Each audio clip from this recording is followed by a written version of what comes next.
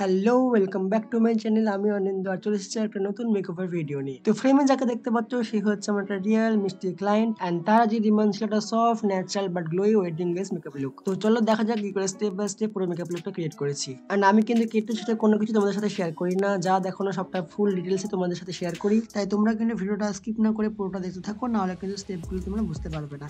যাই হোক, আজকে ভিডিওটা চলো এবার শুরু করি। তো মেকআপের শুরুতে কিন্তু স্কিন প্রিপারেশনটা খুব জরুরি অ্যান্ড স্কিন প্রিপারেশনের প্রথমেই ফেসটাকে ক্লিন করতে হয় খুব ভালো করে। তাই আমি ভালো করে ফেসটা ক্লিন করে নিয়েছি অ্যান্ড দেন আমি ইউজ করছি ময়শ্চারাইজার। আমি প্রথমে সিরাম ইউজ করেছি অ্যান্ড তারপর ময়শ্চারাইজার ইউজ করছি। সিরামের জন্য ইউজ করছি পার্পেলের রিজুভিনেটিং সিরামটা অ্যান্ড ময়শ্চারাইজার জন্য ইউজ করছি এই পন্ডসের সুপার লেয়ার জেলটা। শীত, গ্রীষ্ম, বর্ষা হোক কিংবা যেমনই ওয়েদার হোক না কেন বা স্কিন টাইপ যেমনই হোক না কেন, ময়শ্চারাইজার ইউজ করা কিন্তু খুবই ইম্পর্টেন্ট। হ্যাঁ, এবার স্কিন টাইপ অনুযায়ী, ওয়েদার অনুযায়ী ময়শ্চারাইজার চেঞ্জ করা যায়, বাট ময়শ্চারাইজারটা কখনো স্কিপ করা উচিত নয়। ময়শ্চারাইজার অ্যাপ্লাই করা অবশ্যই উচিত, কারণ ঠিকঠাক করে ময়শ্চারাইজার অ্যাপ্লাই না করলে কিন্তু বেসটাই পুরো ড্রাই হয়ে যায় অ্যান্ড ড্রাই বেসের উপর মেকআপ করলে পুরো মেকআপটাই ফেটে যায়।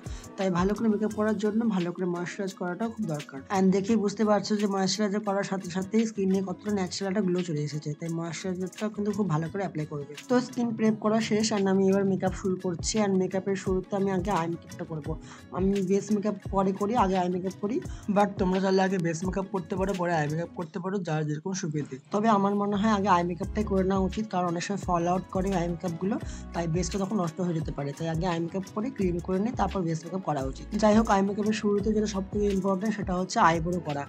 আইব্রো যদি ঠিকঠাক করে ডিফাইন না করা হয় তাহলে কিন্তু আই মেকআপের লুকটা একদমই বাজে আসে। আইব্রো করতে কিন্তু বেশ টাইম লাগে এবং একটু সময় নিয়ে আইব্রোটা করতে হয়, কারণ দুটো আইব্রোকে সমান করা খুবই টাফ। অনেক ক্ষেত্রেই সেটা হয় না, যতটা সম্ভব সেটা করতে হয়। তাই সময় নিয়ে ধীরে ধীরে আইব্রোটা করতে হয়। আইব্রো করার জন্য আইব্রো পাউডার পাওয়া যায়, আইব্রো পোমেড পাওয়া যায়, আইব্রো জেল পাওয়া যায়, অনেক রকমের কিট পাওয়া যায়।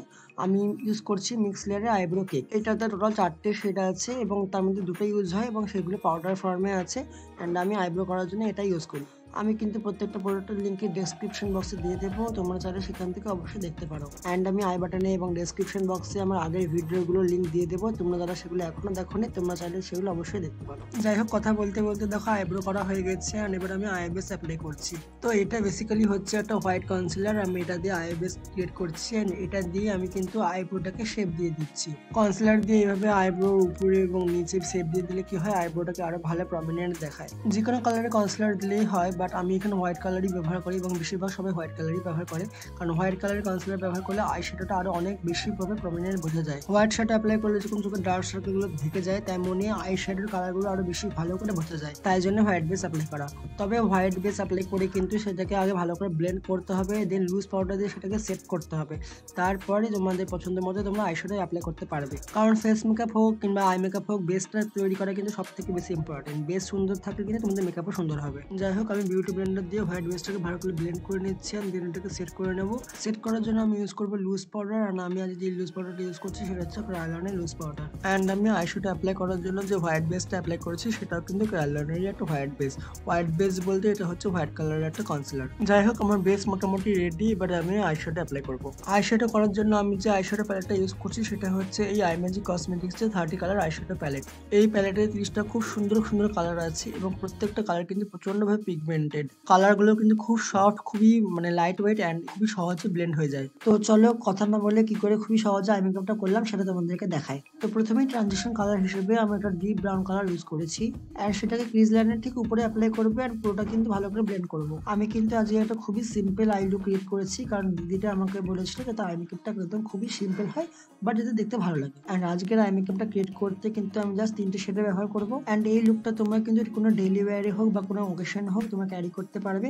যারা তোমরা হেভি ড্রামাটিক আই লুক পছন্দ করো না, তারা তোমরা সহজে এই সিম্পল আই লুকটা করতেই পারো। যাই হোক, ট্রানজিশন কালারটা ভালো করে ব্লেন্ড করার পর আমি কিন্তু পুরো লিডে একটা অরেঞ্জ এন্ড ইয়েলো কালারের মিক্স করে অ্যাপ্লাই করছি। অ্যান্ড আমার ক্লায়েন্ট যে শাড়িটা যে ক্যারি করছিল তার সাথে কিন্তু ম্যাচ করে এই আইশ্যাডোটা। ক্যামেরাতে কতটা কালারটা বুঝতে পারছো আমি ঠিক জানি না, বাট রিয়ালে এই কালারটা কিন্তু খুবই সুন্দর দেখাচ্ছিল। যাই হোক, কালারটাকে অ্যাপ্লাই করার পর কিন্তু আমি পুরো কালারটাকে ভালো করে ব্লেন্ড করবো এবং এই কালারটাকে কিন্তু ট্রানজিশন কালারের সাথে আমি পুরো ব্লেন্ড করে দেবো, যাতে ট্রানজিশন কালার আর এই কালারের মধ্যে যাতে কোনো হার্শ লাইন না থাকে। আই শ্যাডো ব্লেন্ড করা কিন্তু খুবই ইম্পর্টেন্ট, খুব ভালো করে আই শ্যাডো ব্লেন্ড করতে হয়। আই শ্যাডো যদি ভালো করে ব্লেন্ড না হয় তাহলে কিন্তু দেখতে খুবই বাজে লাগে। যাই হোক, সেই কালারটাকে ব্লেন্ড করার পর আমি কিন্তু ফিঙ্গার টিপ দিয়ে একটা গোল্ডেন কালারের শিমার অ্যাপ্লাই করছি। দেখো শিমারটা একবার অ্যাপ্লাই করাতে কতটা পিগমেন্টেশন ক্রিয়েট করছে। অ্যান্ড এই শিমারটা কিন্তু সেই আই ম্যাজিক 30 কালারের প্যালেটের মধ্যেই থাকে। অ্যান্ড শিমার অ্যাপ্লাই করে দিলে কিন্তু আই মেকআপটা মোটামুটি কমপ্লিট। জাস্ট আমি আইলাইনার লোয়ার ল্যাশ লাইনের মেকআপটা পরে করছি, তার আগে আমি ফেস মেকআপটা করে নেব। অ্যান্ড তাহলে বুঝতে পারছো কত সহজেই আই মেকআপটা করে নিলাম। তোমরা খুব সহজে এইভাবে আই মেকআপ করতে করে নিতে পারো। তো এবার আমি শুরু করছি বেস মেকআপ। অ্যান্ড বেস মেকআপের জন্য যে ফাউন্ডেশন ইউজ করছি সেটা হচ্ছে এই ক্রায়োলনের ফাউন্ডেশন। অ্যান্ড এই ফাউন্ডেশনটা শেড নাম্বার হচ্ছে DFD। ক্রায়োলনের ফাউন্ডেশনের দুটো রেঞ্জ হয়, একটা ডার্মা কালার রেঞ্জ আর একটা সুপ্রা কালার রেঞ্জ। দুটো রেঞ্জে কিন্তু অনেক রকমের ফাউন্ডেশনের কালার ভ্যারিয়েন্ট থাকে। অ্যান্ড ডার্মা কালার রেঞ্জটা হচ্ছে গরমের জন্য, অ্যান্ড সুপ্রা কালার রেঞ্জটা হচ্ছে শীতের জন্য। অ্যান্ড অন ক্যামেরাতে দেখে বুঝতেই পারছো যে কত সহজে ফাউন্ডেশনটা ব্লেন্ড হয়ে যাচ্ছে স্কিনের সাথে। অ্যান্ড ফাউন্ডেশনের কালারটা কিন্তু স্কিন কালারের সাথে একদম ম্যাচ করা। আমি কিন্তু একদম সেম শেডের ফাউন্ডেশন ইউজ করছি। অ্যান্ড দেখেই বুঝতে পারছো আমরা সিঙ্গেল লেয়ার অ্যাপ্লাই করার পরেই কিন্তু মুখে যত রকমের ব্লেমিশেস ছিল, পিগমেন্টেশন ছিল, সবটা কিন্তু হাইড হয়ে গেছে। আর কতটা ন্যাচারাল কভারেজ দিচ্ছে সেটা দেখেই বুঝতে পারছো। আমি কিন্তু কোনো প্রোডাক্টের প্রমোশন করি না, সবগুলো প্রোডাক্ট আমার পার্সোনাল ফেভারিট, আমি নিজে ব্যবহার করি। অ্যান্ড তারপরে আমি ক্লায়েন্টের উপর ব্যবহার করি। অ্যান্ড দেখো চোখের তলায় যে ডার্ক সার্কেল ছিল, কোনো কনসিলার অ্যাপ্লাই করার আগে কিন্তু পুরো ডার্ক সার্কেলটা এই ফাউন্ডেশনের ফলে হাইড হয়ে গেছে। তাহলে দেখেই বুঝতে পারছো যে কতটা হাই কভারেজ বাট একটা ন্যাচারাল লুক দেয় এই ফাউন্ডেশনটা। যাই হোক, ব্লেন্ডিং কিন্তু খুবই ইম্পর্টেন্ট। খুব সময় নেই, ধীরে ধীরে ব্লেন্ডিংটা করতে হবে। কারণ ব্লেন্ডিংটা যদি ঠিকঠাক করে না হয় তাহলে একটু পরে কিন্তু পুরো মেকআপটা ফেটে যাবে, মেকআপটা ক্র্যাক হয়ে ধরে যাবে, প্যাচি দেখাবে এবং মেকআপটা কিন্তু একদমই লং লাস্টিং করবে না। তাই ব্লেন্ডিংটা কিন্তু খুবই ভালো করে করতে হবে। বিউটি ব্লেন্ডিংটাকে ভালো করে প্রথমে জল দিয়ে ভিজিয়ে সেই পুরো জলটাকে নিয়ে নিতে হবে, তারপর মেকআপটাকে অ্যাপ্লাই করতে হবে। অনেকে শুকনো বিউটি ব্লেন্ডার অ্যাপ্লাই করে, বাট তাতে কি হয় পুরো মেকআপটা বিউটি ব্লেন্ডারটা অ্যাবজর্ব করে নেয়। তাই জন্য বিউটি ব্লেন্ডারটাকে পুরো ভিজিয়ে নিয়ে জলটা নিয়ে তারপর কিন্তু সেটা মেকআপটাকে ব্লেন্ড করতে হবে। অ্যান্ড শুধু কিন্তু ফেসেই মেকআপ করলে হবে না, যেখানে স্কিনটা এক্সপোজ থাকবে সেখানে কিন্তু ফাউন্ডেশন অ্যাপ্লাই করতে হবে। স্পেশালি গলাতে কিন্তু ফাউন্ডেশনটা অ্যাপ্লাই করতে হবে এবং গলাতে কিন্তু খুব ভালোভাবে ফাউন্ডেশনটা ব্লেন্ড করতে হবে।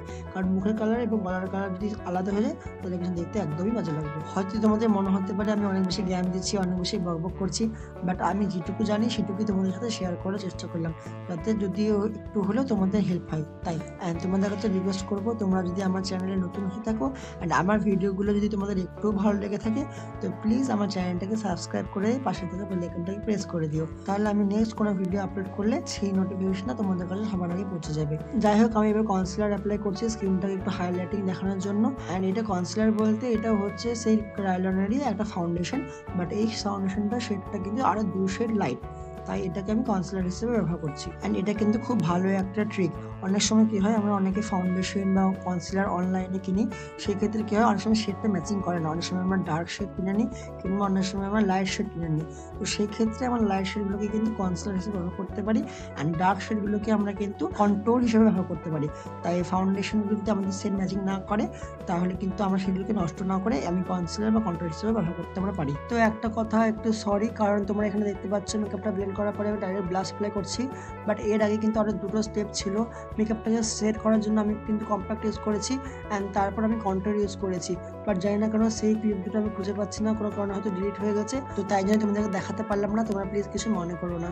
কম্প্যাক্টটার জন্য আমি ইউজ করেছিলাম মেবেলিনের কম্প্যাক্ট, অ্যান্ড কন্ট্রোল করার জন্য ইউজ করেছিলাম NYX এর control palette, and blush apply করার জন্য ইউজ করেছিলাম আই ম্যাজিকের ব্লাশ প্যালেট, যেটা তোমরা দেখতেই পেলে। অ্যান্ড সেই ব্লাশ প্যালেটটা কিন্তু অনেক বড় মেকআপ আর্টিস্টরা ব্যবহার করে। যাই হোক, এখন আমি হাইলাইটার ব্যবহার করছি, অ্যান্ড হাইলাইটিংয়ের জন্য এই সুগারি 311 হাইলাইটার প্যালেট থেকে আমি হাইলাইটার ব্যবহার করলাম। অ্যান্ড দেখতেই বুঝতে পারলে যে হাইলাইটারটা মানে কতটা ন্যাচারাল গ্লো দিল। জাস্ট হাইলাইটারটা অ্যাপ্লাই করার সাথে সাথে স্কিনে কতটা গ্লো আসলো সেটা তোমার ক্যামেরাতে দেখেই বুঝতে পারছো, আমার কিছু এক্সট্রা করে বলার দরকার পড়ে না। তো আমার বেস মেকআপ প্লাই মোটামুটি কমপ্লিট। এবার আমি এটাকে সেটিং স্প্রেতে ফিক্স করবো এবং তার আগে আমি বিউটি ব্লেন্ডার দিয়ে একটু আরো ভালো করে ব্লেন্ড করে নিচ্ছিলাম, যাতে সব কিছু আরো ভালো করে ব্লেন্ড হয়ে যায়।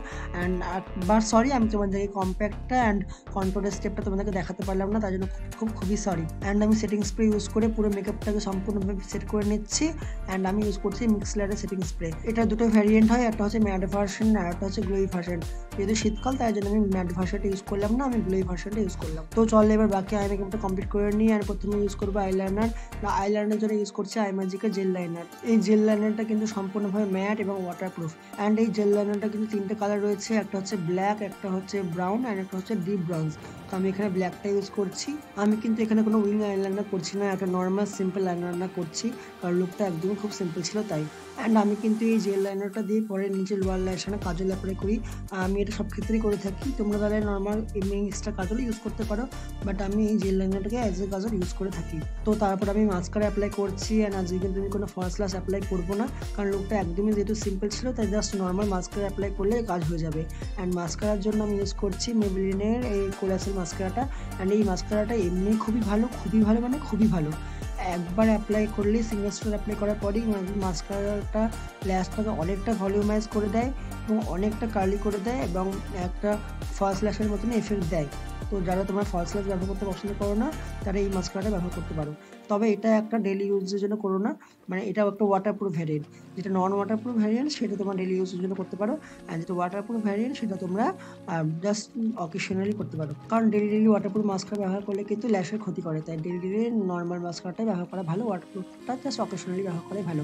যাই হোক, আমি এবার লোয়ার ল্যাশ লাইনে কাজল অ্যাপ্লাই করে নিচ্ছি। অ্যান্ড আমি বলেছিলামই যে আমি জেল লাইনটাকেই কাজল হিসেবে ব্যবহার করি, তো সেটাই করলাম। আসলে ব্রাশ দিয়ে করার ফলে এই চোখের ইনার করাটা খুব সহজ হয়ে যায়, তাই আমি ব্রাশ দিয়ে অ্যাপ্লাই করি। যাই হোক, আমি এবার বাকি আই মেকআপটা কমপ্লিট করে নেবো। অ্যান্ড কিছুই না, জাস্ট আমি সেম কালারের শেড করে নিয়ে লোয়ার ল্যাশ লাইনে অ্যাপ্লাই করবো। অ্যান্ড সেটাকে তারপরে আমি ব্ল্যাক শ্যাডো দিয়ে ভালো করে স্মাচ করে দেবো। ব্ল্যাক শ্যাডো দিয়ে যদি সেটাকে স্মাচ আউট করা না যায় তাহলে কিন্তু কাজলটা একদমই লং লাস্টিং করে না। অনেকে কী হয়, কাজল পরে কিছুক্ষণ পরে কোনো কাজলটা ছড়িয়ে পড়ে, বাট তাই জন্যই কিন্তু সেটাকে ব্ল্যাক শ্যাডো দিয়ে ভালো করে স্মাচ করে দিতে হয়, যাতে কাজলটা একদম সেট হয়ে যায়। তো আমার প্রায় মেকআপ হয়ে গেছে, এবার জাস্ট আমি লিপস্টিকটা অ্যাপ্লাই করবো। অ্যান্ড লিপস্টিকটা আমি অফ ক্যামেরাতে অ্যাপ্লাই করে নিয়েছি। অ্যান্ড লিপস্টিকের জন্য ইউজ করছি আমি সুগারেস মাদিনার লিকুইড লিপস্টিক, ডিসক্রিপশন বক্সে আমি লিঙ্ক দিয়ে দেবো। এবার চলো তোমাদেরকে আমি ফাইনাল লুকটা দেখাই।